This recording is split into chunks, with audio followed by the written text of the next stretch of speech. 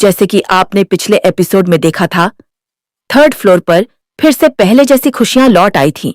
हंसी, मजाक और सुकून का माहौल। लेकिन ये खुशियां ज्यादा देर टिक नहीं पाईं, क्योंकि एक रात कुछ ऐसा हुआ जिसने पूरे फ्लैट के होश उड़ा दिए।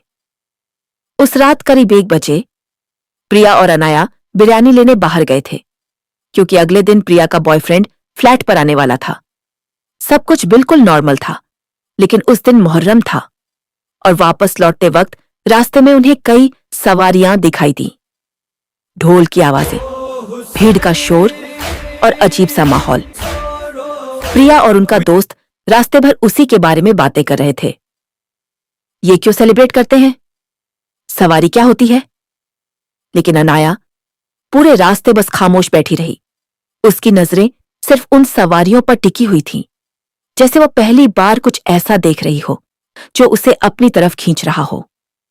थोड़ी देर बाद उनका दोस्त दोनों को फ्लैट पर छोड़कर चला गया।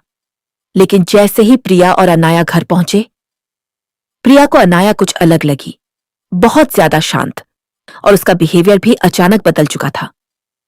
प्रिया अपने बॉयफ्रेंड से बात कर रही थी, तभी अचानक अनाया का पैर अपने आप अजीब तरीके से घूमने लगा। प्रिया, मेरा पैर अपने आप घूम रहा है, कुछ करो। पहले प्रिया को लगा वो मजाक कर रही है, लेकिन रात के 1 बजे भला ऐसा मजाक कौन करता है? प्रिया तुरंत नीचे बैठी और अनाया के पैर को रब करने लगी। कुछ देर बाद जाकर उसका पैर रुक गया और अनाया ने धीरे से कहा, अब थोड़ा अच्छा लग रहा है। लेकिन प्रिया के चेहरे पर डर साफ दिखाई दे रहा था। उसने तुरंत अनाया से कहा, तू पहले जाकर नहा ले, और हाँ, बाल जरूर अनाया धोना। बिना कुछ बोले बाथरूम में चली गई। कुछ देर बाद जब वो नहाकर वापस आई, तब तक प्रिया का बॉयफ्रेंड आ चुका था। वो आराम से बैठकर बिरयानी खा रहा था। प्रिया भी उसके साथ बैठी थी, लेकिन अनाया, वो चुपचाप अपना मोबाइल लेकर बैल्कनी में चली गई। अंधेरी रात, ठंडी हवा और बैल्कनी में अकेली खड़ी अनाया, उसकी खामोशी अब नॉर्मल नहीं लग रही थी। आखिर अनाया ऐसा बिहेव क्यों कर रही थी?